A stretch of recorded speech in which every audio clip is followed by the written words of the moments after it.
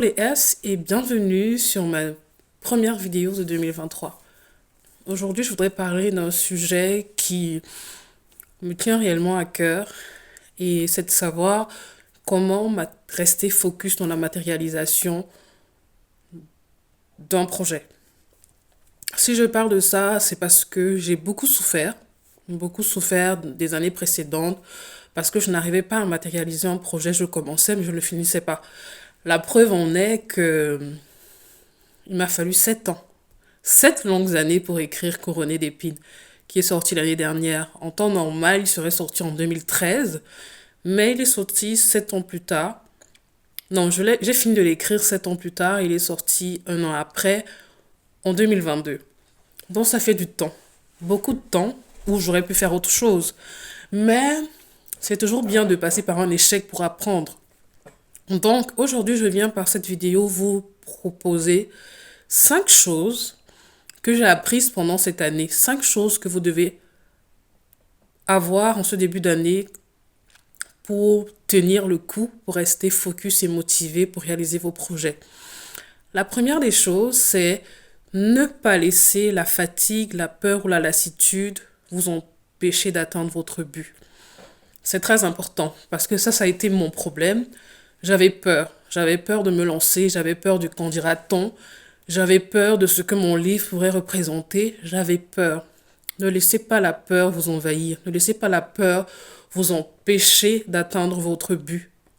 Ne laissez pas. Tout ce qui est frein, essayez d'examiner tout ce qui est frein, mettez-le de côté, ne laissez pas les freins vous empêcher d'atteindre votre but. Deuxième chose, ne jamais perdre de vue les raisons pour lesquelles vous voulez matérialiser ces projets. Forcément, si vous voulez matérialiser un projet, c'est parce qu'il y a des raisons. Alors gardez de vue ces raisons-là. Et gardez de vue ces raisons-là, ne les perdez pas de vue tout simplement. Et le troisième point, c'est pour rester focus, il faut que vous ayez dans votre esprit ce que vous voulez atteindre. Ça veut dire quoi? Ça veut dire que visualisez les objectifs, les résultats que votre projet aura et l'impact que ça aura dans votre vie et celle de vos proches. C'est très important de visualiser les résultats. Gardez toujours ça en esprit parce que ça vous maintient motivé en fait dans toutes les tâches, dans toutes les matérialisations, dans la matérialisation en fait de votre projet. Et le quatrième point, c'est imagine ta vie en fait sans imagine ta vie en fait sans la matérialisation de ce projet en fait.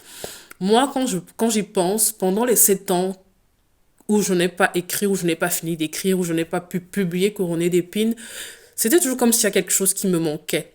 J'étais toujours dans l'expectative, mais si j'écrivais ce livre finalement, si je le finissais finalement, il y a toujours une espèce de manque en fait qui était en moi. Et je pense que c'est à la fin, c'est ce manque-là qui m'a poussé vraiment à me dire, il faut que je l'écrive directement, il faut que je l'écrive finalement ce livre et qu'il sorte. Donc imaginez-vous en fait la matérialisation de votre projet sans forcément... imaginez-vous que votre projet n'aboutisse pas. Imaginez votre vie sans que ce projet n'aboutisse en fait. Et puis le dernier point aussi qui n'est pas des moindres, c'est vraiment se chercher des modèles. Vraiment des modèles, des personnes qui ont des projets semblables aux vôtres. Cherchez-vous des modèles, inspirez-vous d'eux.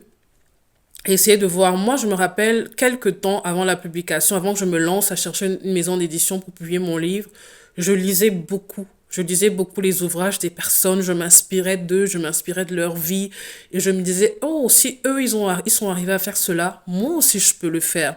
Moi aussi, je peux le faire. Donc voilà un peu 5 conseils que je peux vous donner pour la matérialisation de vos projets cette année 2023. 2023, je l'espère, sera une très bonne année pour nous et pour la matérialisation de nos projets. Donc, vraiment, prenez ces 5 conseils pour vous et essayez de faire quelque chose de bien avec. Et je pense sincèrement que ça va vous aider parce que c'est vraiment le fruit de